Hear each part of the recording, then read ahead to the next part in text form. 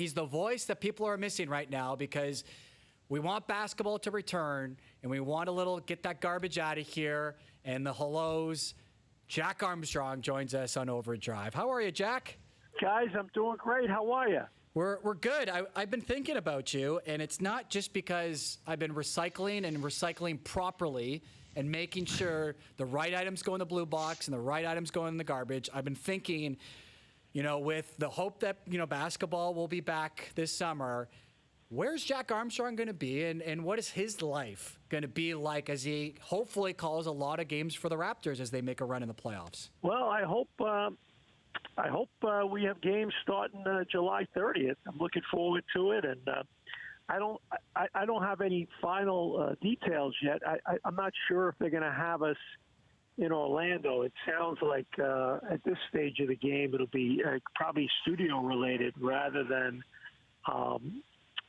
actually being on location. But I haven't gotten a final word on that yet. But I would say likelihood would be calling it from studio. I mean, it's obviously, as you know, the bubble in Orlando is going to be a very small number of people, and which for safety reasons is the right thing, and so it'll be a different experience. But nonetheless, looking forward to it. If fingers crossed, hopefully the games start on time and we're able to get through the whole thing. And I think everyone's excited about having hockey and baseball and basketball. And the key thing is just making sure people are safe, and that's paramount. Jack, two parts to this one. Do you not see a scenario where we could be inside the building but not be in the bubble? And if as you go into these buildings, you could take a separate elevator up to the broadcast booth. You're still hundreds of feet away. Well, you broadcast from courtside, though. So I'm talking about broadcasting from the upper levels of the broadcast booth. You'd have to do it that way to be in the building. But you could be in the building and not be in the bubble with different entrances and distancing from the players. And if that doesn't happen and we are calling off tube, have you called games off tube before? Yes, I have. I've done, different actually, when Canada has played in the World Championships and qualifying events, obviously non-Olympic, yes, I have. So is it fun? No. Is it difficult? Very. But nonetheless, based upon the circumstances that we're dealing with right now, obviously you do the best that you can to kind of work your way through it. So, to answer your question, I don't know. I'm not sure how exactly. Those are greater minds than mine would make a decision on that. Where I would actually do a game from. I mean. Have I done games from places like that before? Yeah. I actually in the NBA right now they've moved a lot of the radio locations upstairs, so I've dealt with some of that. But there's so many things on the agenda right now. I don't think that's a priority at this stage of the game. I think they have so many other things on the plate that, those will be considerations down the line. If this becomes a season 2 scenario rather than just one isolated year where we're dealing with this.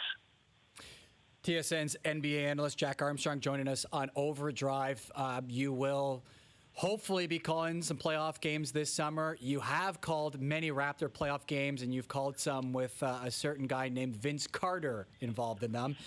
He's making news today. He officially announced his retirement after 22 seasons in the NBA. Where do you think the Raptors would be if they had not made that trade for Vince Carter on draft day? Well, let me take a step back. My first year with the Raptors was 1998-99. Vince's rookie year. So this is my 22nd year. And as I reflect on that question, there were a lot of people going into year 4 of the Raptors. I was still a college coach the first 3 years of the Raptors. When I started with the Raptors, a lot of people were very skeptical and said, I don't know if basketball can make it in Canada. And I'm like, you got to be kidding me. Look at the size of this market. This thing's got amazing potential. And I would say this. I think if Vince Carter, that whole transaction took place, and Vince Carter ended up in Vancouver, the Grizzlies would still be in Vancouver. I'm convinced of that. The Raptors were fortunate on draft night, and Glenn Grunwald, who's now the head of Canada basketball, did an amazing job, and he made a big trade, Antoine Jameson for Vince Carter, and it was brilliant. And so when Vince Carter started playing, and now you look at, that year, you knew right then and there they got a phenom. They got an amazing young player, and now people got captivated by not only Vince Carter, they got captivated by the Raptors, they got captivated by the sport of basketball, and the NBA was here to stay in Toronto, and the NBA was here to stay in Canada. Unfortunately, the Grizzlies went to Memphis, and I always say it's like going from Mickey Mantle to Mickey Mouse, going from Vancouver to Memphis. But nonetheless, I think the Raptors were really, really fortunate to get him. He was an amazing talent and, just a tremendous career. And I'll say this, too. I mean, the guy played for 8 teams as a pro. And when it's all said and done, he'll be a first-ballot Hall of Famer, deservedly so. And when you reflect on his career, honestly, if you had to do word association and close your eyes and say Vince Carter named the team, I don't think you'd name any of the other 7 teams. You'd name only one, and that's the Toronto Raptors. Mm-hmm. So, congratulations to him on a great career. And I think, even though the partnership didn't end well, and I don't think he handled it well, I don't think the Raptors as an organization at that point in time, they were still like a startup company and still kind of figuring out how to operate and how to do things right and learn from the wrong things. So there were mistakes made on both sides. But at the end of the day, when I close my eyes and think of Vince Carter, I think of him as a Raptor. Jack, is there a defining moment for Vince Carter as a Toronto Raptor for you? Wow. Oh, boy, there's so many of them. Geez. I mean, a 50-point performance against the Sixers in the playoffs. Having games, buzzer beaters against the Celtics and the Clippers. I can't remember the year, but they were pretty close together in times that they did it. And he was just a guy had amazing stage presence. His talent just jumped off the page at you, and you knew that he was truly special and a guy that just had an amazing way about him. And, obviously the dunk contest, and then the other thing would be a tough moment where, he missed the shot in Game 7. It literally happened probably 10, 15 feet away from me, sitting at the table with Chuck Swirsky calling the game on the radio. But I saw him make big shots. And when he let go of that ball, I thought it was going in because he had made so many big ones prior to that. And, so people remember him a lot of times for the miss, but the great ones can live with the miss because they have the guts to take it. And I have no question in my heart that, he had the confidence that he was going to put that shot in. Because he had made so many other big ones for the Raptors. So those would be some that jump off the page at me. Jack, turning back to what's happening around the pandemic, and Avery Bradleys of the LA Lakers has made it known that he won't be joining the team for family reasons, for personal reasons. And no one yet has in hockey, but it wouldn't surprise me if exactly for that reason, if you had a child that, had health issues and you didn't want to bring that home. But how do you think that'll be viewed by the rest of the players in the league, and specifically the players on the LA Lakers? Well, LeBron's a pretty driven guy, and to me, he's on a fanatical mission to win a title, and right now, you lose a guy like Avery Bradley, that doesn't help. Avery Bradley was pretty vocal a few weeks ago, but a week ago.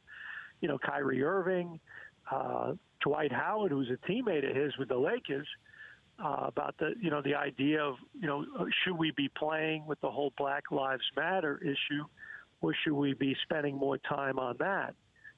Dwight Howard hasn't really announced yet what he's going to do. But, you think of the Lakers, if you lose Avery Bradley and Dwight Howard, that's a tough blow for them. That changes the makeup of their team significantly. And there's a lot of discussion right now about J.R. Smith potentially playing for the Lakers because he played with LeBron in Cleveland. But J.R. Smith hasn't played in quite a while, and now you're asking a guy to ramp up his game and play when he hasn't played in quite a while. I think it is a loss. I think it is a blow losing a guy like Avery Bradley. And obviously, I respect the decision that he makes, and family comes first. And if you look at the financial hit that he's taken, this is a guy in the prime of his career. So I give him credit because, he's taken a financial hit. That's money you'll never make back. I mean, these guys, you don't get to make that kind of money. It's a short window. So to me, he made that decision, and I'm sure he wrestled with a lot of different elements of why you make that, but he did it. And, we'll see how many other guys make that decision. And that's not easy. I think I'm sure LeBron James will be very supportive of it. Nonetheless, this is a guy, as much as he is about all the other issues, he's also about winning. And I think that's something that when you face him again, or maybe they'll be teammates again a year from now, that's a discussion that'll have to get worked out. Jack Armstrong joining us on OverDrive. Are you confident that players will play by the rules in Orlando, especially those that go on a long playoff run and are kind of stuck in that bubble or that hub for a couple of months? I'm not worried about the guys that are on a long playoff run. I'm worried about the guys on a terrible team that are there right now. I don't know. I've said it many times. I don't know why we have 22 teams there. I mean, 15 of the 16 teams, we kind of already knew who was going to be in the playoffs. The only real debate was who was going to get the 8th seed. And at that point, the Memphis Grizzlies had a nice season, and they had held the 8th seed. And, there was some debate about, whether they would hold on to that. But that's really the only race. So to me, if you're a member of the Washington Wizards or the Phoenix Suns or one of those teams, I'm like, come on, really? And now I'm stuck here doing all this for 30, 40 days, and you're 24 years old, 26 years old. Think of yourself at that age. You think you're Superman. You think you're invulnerable. You're invulnerable. So you worry about those teams, and you also worry about the teams that maybe have been there for a while. They're down 0-2 in a series. Traditionally, you're down 0-2 in a series because you didn't necessarily have home court advantage. And now here we go to Game 3, and normally you'd be that team going home to play in front of your fans, and that gives you a little bit of jolt, and now you're ready to go, and maybe you can split at home or maybe get both and even the series up and make it a series. What happens now? You got to go face that team that just kicked your tail twice, and now it's a neutral court. It's a little different thing. The guys, lay down a little bit and say, get me out of here. So, those are some considerations. And to me, I've said this many times, I am not a fan because there's been very little discussion about it. What are we doing for our teams that have earned home court? And I don't think we've done enough for them. I lived through the 66-game lockout season, and, obviously it was a traditional season, and the top 4 seeds had home court. Right now we're playing in a neutral court environment. Obviously health and safety are paramount. Nonetheless, if I'm a fan of the Clippers, the Lakers, the Raptors, the Bucks in particular, those 4 teams, I'm saying, wait a minute, we've played 64, 65 games. What are we getting out of this? And we're going to play 8 more regular season games, so we're going to be up to 71, 72 games. What are we rewarding these teams for? What advantage are we giving them? So to me, I think that there's not enough discussion about that. And I know in our sport, basketball, home court really plays a big part of it. And who knows? We might see an upset or two because we're in neutral environments rather than home court environments. Yeah, it's such a. You're right. It is a. We heard a little bit about it, kind of the wacky ideas of bringing your own court to Orlando, but then after that, it really hasn't been a storyline at all, and maybe that's just because there's more important things in the world happening. But we would like to see something, especially if you're a Raptors fan, because they have earned it and have been one of the great stories in this NBA season, a season that we hope will see a conclusion later this summer in Florida.